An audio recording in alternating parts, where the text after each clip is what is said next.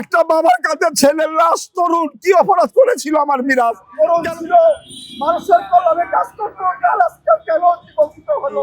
আজকে আমরা এখানে এসেছি শহীদ পরিবার সর্বোচ্চ একটা আশা নিয়ে, যারা এই জুলাই গণহত্যা 5ই আগস্টে যাত্রাবাড়িতে যে গণহত্যা চালিয়েছিল, আমি সেই হতভাগা শহীদ মিরাজের বাবা। আজকে এসেছি আমি সর্বোচ্চ যাতে আইন তাদেরকে যাতে ফাঁসির আদেশ করে। কিছুটা হইলেও আমরা শহীদ পরিবার, আহত পরিবাররা কিছুটা হলো শান্তি পাবো। তাদেরকে যাতে সর্বোচ্চ আমরা যে আশা করছি, সর্বোচ্চ ফাঁসি আশা করছি, তাহলে আমরা কিছুটা হলো শহীদ পরিবার আমাদের কষ্টটা বুঝবে। আপনারা বুঝবেন না তো? কেননা বুঝবেন না? একটা বাবার কাছে ছেলের লাশ তরুণ কি অপরাধ করেছিল আমার মিরাজ? কেন তাকে দেশের জন্য জীবন দিয়ে হলো? কেন জীবন দিতে হলো?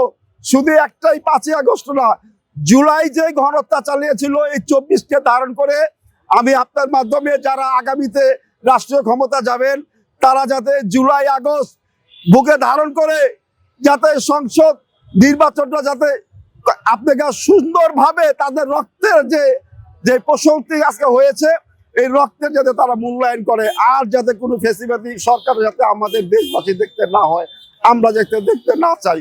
সুন্দর একটা রাষ্ট্র চাই, মানুষের যাতে কল্যাণে কাজ করে, সেই আমরা একটা রাষ্ট্র চাচ্ছি।